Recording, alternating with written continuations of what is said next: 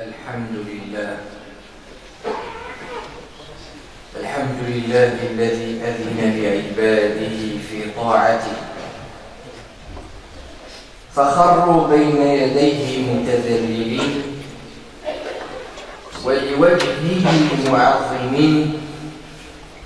لم يغلق بينه وبينهم بابا ولا أسدل بينهم وبينه حجابا. ونشهد أن لا إله إلا الله العالي المتعال ذي الجلال والإكرام والعزة التي لا ترام. ونشهد أن محمدًا عبده ورسوله وصفيه من خلقه وحبيبه أرسله الله بشيرا ونذيرا بين يدي الساعة. أما بعد فيا إخوة الإيمان، بعد الصلاة والسلام على نبينا محمد عليه الصلاة والسلام، اللهم صل عليه وعلى آله الطاهرين الطيبين وعلى أصحابه غر الميامين. نتمم ما ذكرناه من أشراط الساعة إذ توقفنا على أشراط الساعة الصغرى مما أخرجه الإمام البخاري ومسلم رحمة الله عليهما، ومما هو متواتر أن النبي صلى الله عليه وسلم ذكر زخرفة المساجد وذكر بأن زخرفة المساجد من أشراط الساعة. فقال البخاري رحمة الله عليه، قال أنس رضي الله عنه وأرضاه: الناس يتباهون بزخرفة المساجد ثم لا يعمرونها إلا قليلا. وهذا هو العيب، ثم لا يعمرونها إلا قليلا. ومن أشراط الساعة الصغرى كذلك ولادة الأمة لربتها، وفي حديث لربها، بمعنى يكثر عقوق الوالدين فيعامل الولد أمه معاملة السيد بالأمة الخادمة، يعاملها وكأنها خادمة له بالإهانة والسب والضرب. ومن الأشراط الصغرى كذلك ظهور الكاسيات العاريات. ومن أشراط الساعة كذلك كثرة الكذب. ومن أشراط الساعة كذلك عدم التثبت في نقل الأخبار. ومن أشراط الساعة الصغرى كذلك كثرة شهادة الزور وكتمان الحق.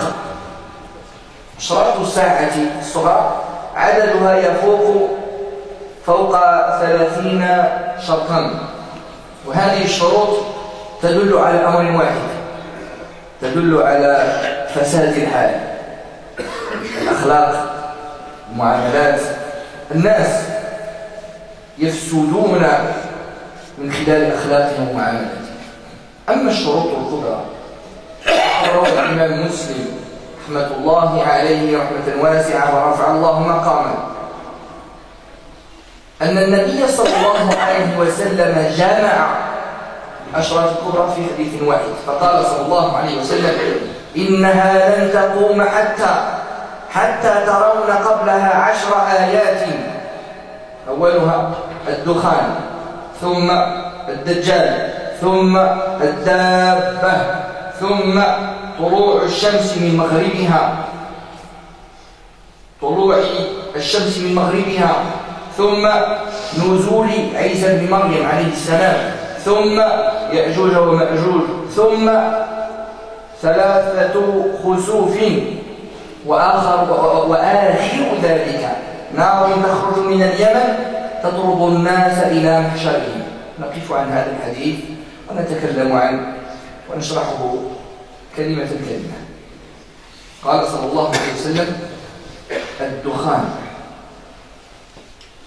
الله سبحانه وتعالى جل جلاله وعم نواله ذكر هذا الدخان في القرآن، فقال جل جلاله وعم نواله بعد أعوذ بالله من الشيطان الرجيم: فارتقب يوم تأتي السماء بدخان مبين. هذا وهو من أشراط الساعة الكبرى. إذا أتى هذا الدخان انتهى الأمر. ومن الأشراط الكبرى كذلك الدجال، والدجال المسيح الدجال بمعنى الضليل الكذاب. الدجل هو الخلط، وهو الذي ضلال كذاب يدعي الربوبية، يدعي بأنه الإله والذي يتصرف في الكون، هو الذي يحيي ويميت، هو الفعال هو الله سبحانه وتعالى، المحيي هو الله سبحانه وتعالى، المميت هو الله سبحانه وتعالى جل جلاله وعلا. وإذا تحدثنا عن الدجال نتحدث عن المهدي المنتظر نصره الله، يؤيد الله به الدين 7 سنوات، يملأ الأرض عدلا كما ملئت ظلما وجورا. يقول الشوكاني العالم الرباني رحمة الله عليه رحمة واسعة ورفع الله مقامه، يقول عن المهدي المنتظر، يقول: لقد وردت 50 حديثا حول المهدي، منها من 50 هذه منها أحاديث متواترة لا نقاش فيها لا غبار فيها. ثم ذكر النبي صلى الله عليه وسلم الدابة. الله سبحانه وتعالى قبل النبي صلى الله عليه وسلم ذكرها في القرآن، فقال جل جلاله وعم نواله: وإذا وقع القول عليهم، إذا انتهى الكلام، إذا جاء قول الفصل، إذا جاءت يوم القيامة، وإذا وقع القول عليهم أخرجنا لهم دابة من الأرض تكلمهم.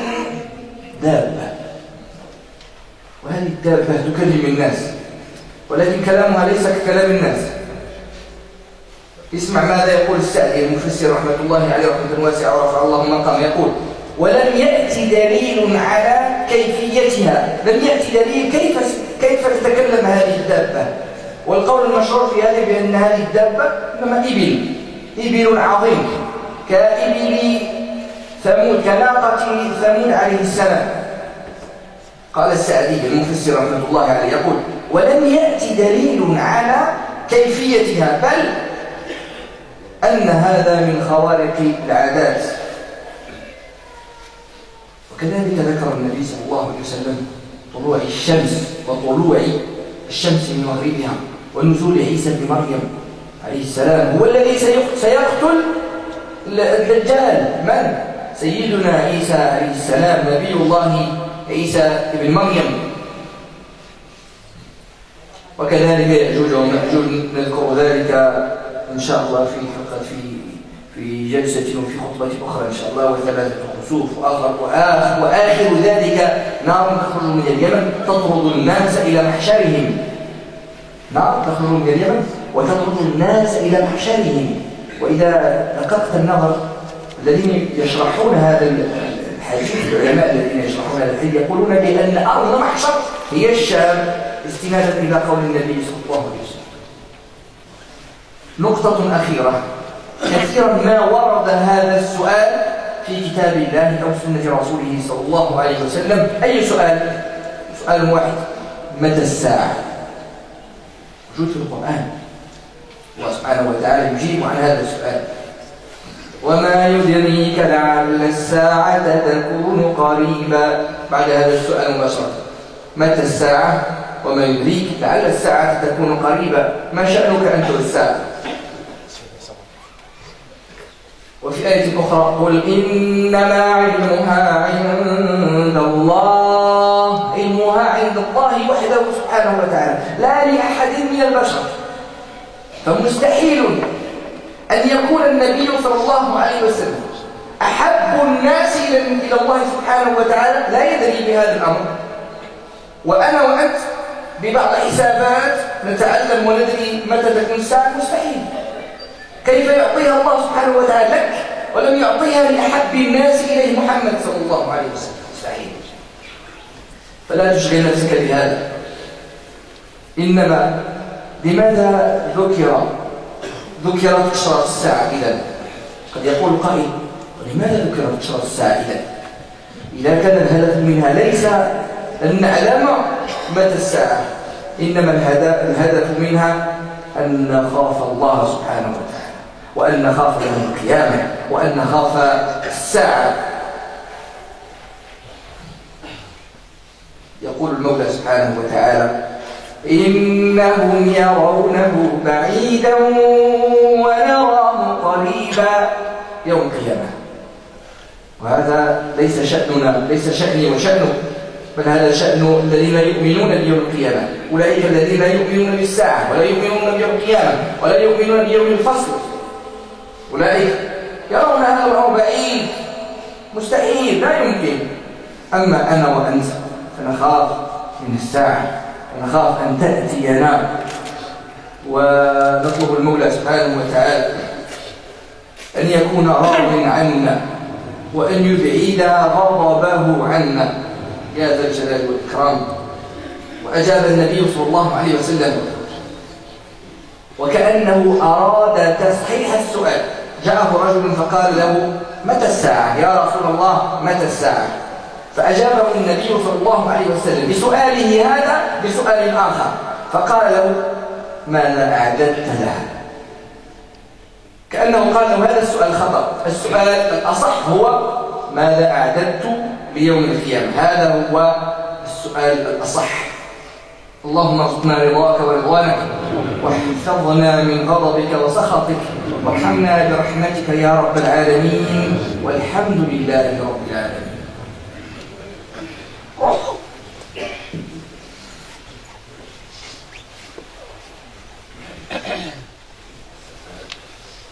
اقتربوا بارك الله فيكم. Veuillez vous arroser pour les frères qui vont arriver au compte goutte بارك الله فيكم. الحمد لله وكفى، صلاة وسلاما على عباده الذين اصطفى، لا سيما الحبيب المصطفى صلى الله عليه وسلم. Louange à Allah subhanahu wa ta'ala, prière et paix sur notre prophète Mohammed sallallahu alayhi wa sallam. Que celui qui a une place devant lui, qui s'avance, barakallahu fikum, pour vos frères qui sont à l'extérieur. Je vois des grands espaces avancés, barakallahu fikum. لا يؤمن أحدكم حتى يحب لأخيه ما يحب لنفسه. Nul ne sera véritablement croyant tant qu'il n'aime pas ce qu'il aime pour sa personne, qu'il l'aime pour son frère.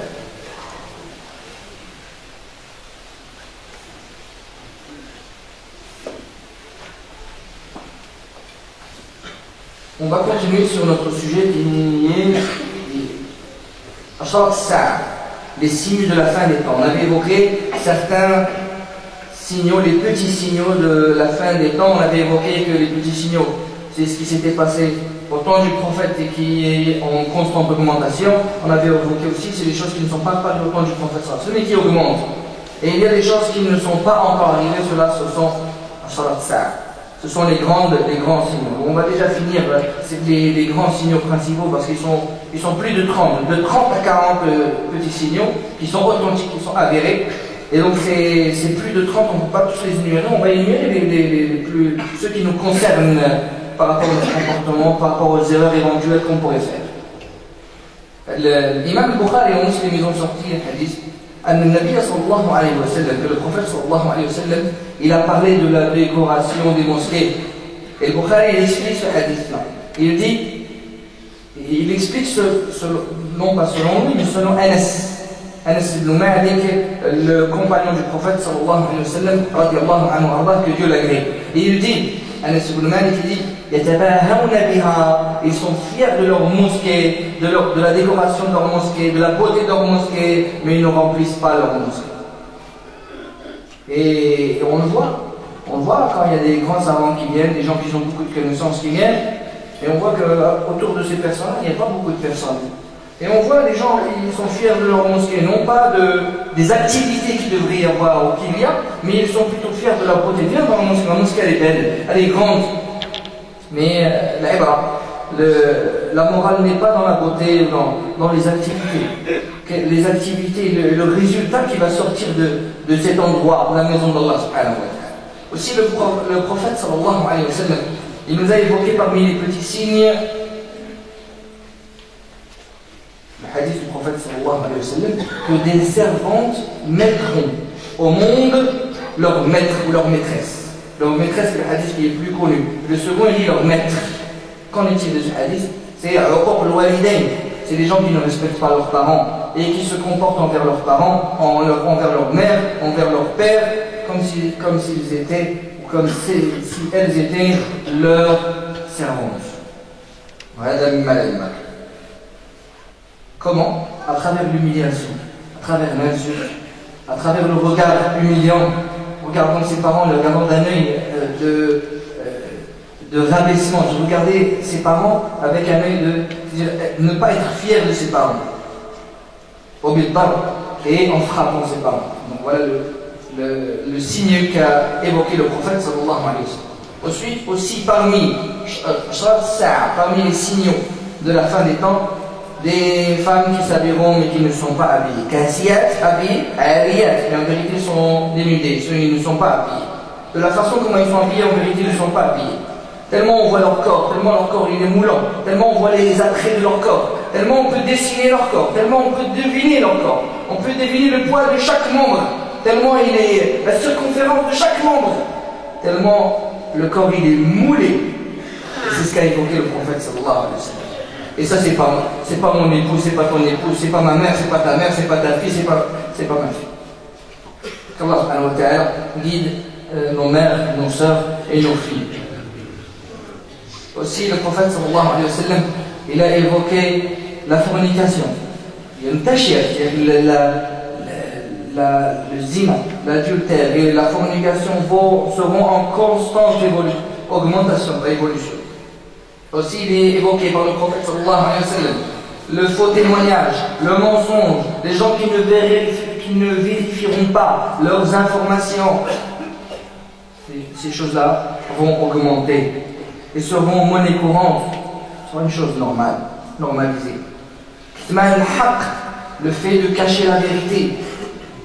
Tout cela, si on schématise, on résume tous ces petits signaux, on arrive à un résultat, le désordre du comportement. La situation du monde, elle sera et elle s'approchera de la situation dans laquelle elle était avant la venue du prophète sallallahu alayhi wa sallam.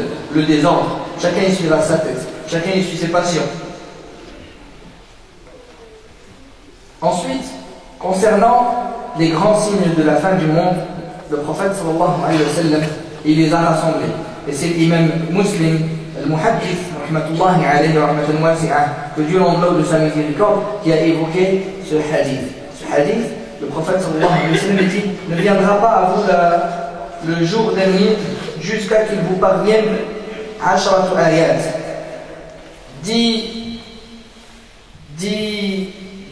10 miracles, 10 choses vont arriver, 10 versets vont arriver apparents devant vos yeux. Mais il y a une chose qui est à noter, c'est qu'aucun hadith nous dit l'ordre établi. C'est-à-dire on n'a pas le premier, ça sera ça, le second, ça sera ça, on n'a pas d'ordre établi. Mais on nous a cité les 10. Dans quel ordre ils vont arriver? Allahu a'lam.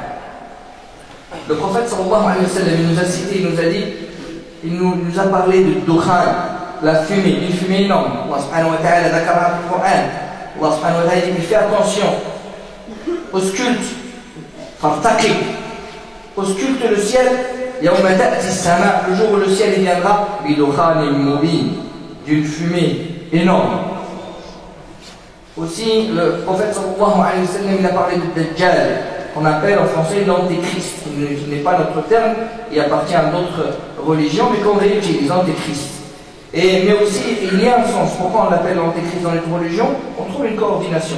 Parce que le prophète Isa alayhi salam, quand il a été envoyé, on l'appelait Al-Masih. Al-Masih, celui qui appelait vers la vérité, qui appelait vers le Houda, qui appelait vers la guidée. Et celui-là aussi, on l'appelle Al-Masih, le Messie. Sauf que celui-là, on l'appelle l'antéchrist.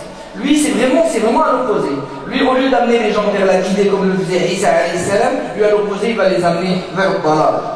C'est pour ça, Ad-Dajjal, dans le champ lexical du Dajjal, l'antéchrist, Ad-Dajjal, celui qui mélange.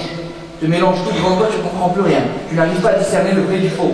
Le vrai paraît faux et le faux paraît vrai. Ad-Dallal al-Kadhab. C'est un menteur. Et c'est un égarant. Il égare les gens, Dajjal. Et si on parle de Dajjal, on parle de Mahdi. Al-Mahdi Nasarallah, que Dieu lui donne la victoire, Allah subhanahu wa ta'ala va lui donner la victoire pendant 7 ans. 7 ans, toute l'injustice qu'il y aura sur terre se transformera en justice. Le Mahdi. Al-Shawkani, le savant, Al-Shawkani, une référence. Quand je dis Al-Shawkani, c'est une référence. Si je dis Shawkani, personne ne peut parler après. Al-Shawkani, il a parlé, il a dit sur ce terme, sur Al-Mahdi. Il a dit, il est avéré 50 hadiths sur Al-Mahdi, et dont des hadiths qui sont mutawatir. Ça veut dire quoi mutawatir?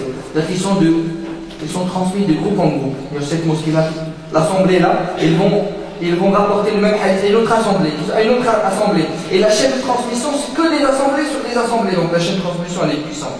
C'est un hadith qu'on ne peut pas renier. Et lui, il dit, c'est pas un, c'est pas deux. Lui, il parle de 50 hadiths. Parmi ces 50 hadiths, il y a des hadiths qui sont mutawatira, qui sont de groupe en groupe. Aussi, Allah subhanahu wa ta'ala, il a parlé d'une bête. Si on va regarder une bête qui va sortir et qui va parler aux gens, 2 choses. Premièrement, on va regarder dans le tafsir, quelle bête. On nous parle de cette bête que ce sera comme la chamelle de Sayyidina Thamoud alayhi salam. Deuxième chose, comment elle va parler? Sa'di. L'exégète, il s'arrête sur ce point-là et dit, ça c'est un miracle, personne ne sait comment elle va parler. Et je ne peux pas dire comment elle va parler. Je ne peux pas m'aventurer à dire comment elle va parler. Mais ce que je sais, c'est qu'elle a parlé. C'est ce que dit Sa'di. Aussi, le soleil va se lever de l'ouest. Et Isa alayhi salam, il descendra. Et c'est lui-même qui tuera Ad-Dajjal, le Messie, qui a été envoyé pour la guider. Et tuera le Messie qui a été envoyé pour égarer les gens. Et ceux qui seront fermes au nom d'Allah subhanahu wa ta'ala, qu'on soit fermes dans la voie d'Allah subhanahu wa ta'ala, ne seront pas égarés par le Dajjal. Aussi, Jouj wa Majouj, donc c'est Gog et Magog, on en parlera Inch'Allah une prochaine fois. Et aussi les trois éclipses lunaires, le feu qui sortira de Yémen, et qui poussera les gens vers le Mahshar, vers Ard al-Mahshar, l'endroit où les gens ils seront élevés ils seront ressuscités, l'endroit où les gens ils seront ressuscités, cet endroit-là. Et les Mufassirin et Ahl al-Hadith, ils disent qu'ils s'appuient sur les hadiths du prophète sallallahu alayhi wa sallam pour dire que Ard al-Mahshar, c'est la Syrie. Allah subhanahu wa ta'ala donne la paix à tous les peuples qui recherchent la paix. Et qu'il donne la paix à la Syrie, à Palestine, à tout le monde. On demande à Allah subhanahu wa ta'ala de donner la paix. Il y a une question, on finit avec ce point-là. 2-3 minutes, soyez patients, barakallah. Allah subhanahu wa ta'ala, il relate une question qui est d'ailleurs aussi dans la sunna du prophète sallallahu alayhi wa sallam, où des gens viennent poser cette question au prophète sallallahu alayhi wa sallam, soit pour se moquer ou soit pour demander. La plupart pour se moquer d'ailleurs. Et Allah il reprend cette question et il y répond lui-même. Quelle est cette question? Matassar. C'est quand le jugement dernier? Tu nous parles du jugement dernier, mais c'est quand le jugement dernier? 1400 ans ils sont passés, on n'a pas vu le jugement dernier. Mais il est où le jugement dernier? Allah subhanahu wa ta'ala. Allah subhanahu wa ta'ala. Wa ma yudrik. Et quand savent-ils? Peut-être que le temps il est proche. Dans un autre verset, Allah subhanahu wa ta'ala dit sache que la science, cette science-là, ce savoir de savoir quand il est le temps, il n'appartient qu'à Allah subhanahu. On en tire quoi comme morale? Ce n'est pas à moi et à toi de découvrir à travers des calculs ou à travers X ou Y science. On va travailler, on va regarder le Coran, on va regarder la Sunna, on va regarder la science, on va regarder le ciel, et on va faire des calculs, on va dire ça sera en 2016, le 25 décembre 2016. C'est pas possible. Pourquoi c'est pas possible? Parce qu'Allah subhanahu wa ta'ala, il n'a pas donné cette science-là à l'être le plus aimé, qui est le prophète sallallahu alayhi wa sallam. Il va le donner à moi et à toi qui sont sales de péché. Possible. Donc, il ne faut pas gaspiller de l'énergie à rechercher ou alors parler dans le vide pour essayer de trouver. Il y a des gens, ils ont dit, il y a des gens. Mais quelqu'un pourrait m'arrêter et me dire, mais pourquoi donc on nous donne alors, pourquoi le prophète il nous enseigne? C'est un enseignement du prophète. Le prophète il nous enseigne, il dit, les signes de la fin du monde, c'est kada wa kada, c'est ceci et ceci. Et il y a les petits signes, il y a les grands signes, pourquoi? C'est pour qu'on ait peur. Pas pour qu'on ait peur du prophète sallallahu alayhi wa sallam, mais pour qu'on ait peur d'Allah subhanahu wa ta'ala. Et pour nous rappeler qu'on a des comptes à rendre. Et qu'on n'a pas été créé pour jouer. وأنكم إلينا لا ترجعون. Est-ce que vous croyez qu'on vous a créé comme ça pour s'amuser? On vous a créé pour vous regarder, pour vous contempler, pour jouer sur terre. وأنكم إلينا لا ترجعون, et que vous ne retournerez pas vers nous. Toute la morale de cette question, متى الساعة? Quand est la fin du monde? À cette question-là, la fin du monde, la science appartient à Allah subhanahu wa ta'ala. Et nous, on doit se comporter religieusement parlant et dans notre façon de vivre, parce que la religion, c'est un mode de vie. Tu dois te comporter, ô toi le musulman, comme ayant ce danger au-dessus de notre tête. À tout moment, on peut décéder, et à tout moment, le dernier jour, vers le jour du jugement dernier, peut arriver. On demande à Allah subhanahu wa ta'ala qu'il soit satisfait de nous et qu'il nous facilite pour qu'on se rapproche de lui. Juste avant de finir, on va faire quelques annonces très importantes. Soyez attentionnés, barakallah. On parlait tout à l'heure de parmi les signes de la fin du monde, les gens ils vont faire attention à la décoration de leur mosquée, mais ils ne feront pas attention à l'intérieur. Et ils ne rempliront pas la mosquée. Vendredi à 19h, ce soir, Sira, la vie du prophète sallallahu alayhi wa sallam. Tiré du livre, l'un des meilleurs livres de biographie du prophète sallallahu alayhi wa sallam, le Nectar Caché, qui a été édité et fait par le Jami' al-Salafiyya en Inde. Quelque chose d'énorme, exceptionnel. Le samedi matin, on a une activité le matin et le soir. Le samedi matin, on a un séminaire avec Cheikh Awsat sur les 7 repères fondamentaux pour être dans la voie médiane et pour se prémunir de l'extrémisme. On nous parle, les gens qui sont loin d'Islam nous disent pour te prémunir de l'islamisme, il ne faut pas écouter de la musique, il faut aller au cinéma, il faut écouter la musique, il faut se dénuder de sa religion. En gros, c'est ça son schématisme. Et bien, Cheikh Awsat, avant même que cette polémique soit, il avait sorti ce séminaire-là. Donc là, c'est intelligent de savoir, religieusement parlant, par quelqu'un qui a d'expérience, qui va nous donner les 7 éléments, les 7 clés pour ne pas être un extrémiste, pour ne pas être du juste milieu, pour être justement du juste milieu et pour ne pas être exclu de la voie médiane, de l'islam du prophète sallallahu alayhi wa sallam. Bila tashaddud, sans dureté. Le prophète sallallahu alayhi wa sallam dit yassiru wa la tu'assiru, facilitez, ne compliquez pas les choses. Et dans un hadith sahih, le prophète sallallahu alayhi wa sallam, quand il était entre 2 situations, il prenait toujours la plus facile. Et pourquoi on néglige toujours ce hadith-là? Pourquoi aller dans la complication? Pourquoi exclure des gens? Et le soir, on a l'honneur, je dis bien l'honneur, je le souligne, on a l'honneur de recevoir un cheikh. Pour moi, c'est le cheikh qui m'a le plus touché en France. Et quand je l'écoute, je peux l'écouter parler pendant des heures. Le regarder, l'écouter en langue arabe, c'est un plaisir. Et Inch'Allah, ça sera traduit. Cheikh Tariq Abou Wafa. On demande à Allah subhanahu wa ta'ala de protéger tous ces intervenants et tous ceux qui travaillent pour l'islam. Donc Cheikh Tariq Abou Wafa, il va parler. Le titre qu'il va évoquer, Miséricorde pour l'univers. C'est ça le titre qu'il va aborder.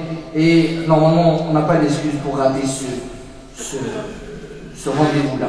Parce que Cheikh Tariq Abou Wafa, ce n'est pas n'importe qui.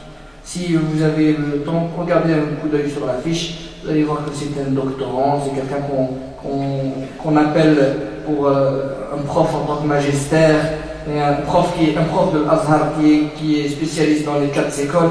C'est pas n'importe qui. Et quand vous allez l'écouter, vous allez savoir que c'est pas n'importe qui. Et vous allez voir que spirituellement, c'est du haut level. C'est quelque chose. De l'écouter, c'est quelque chose.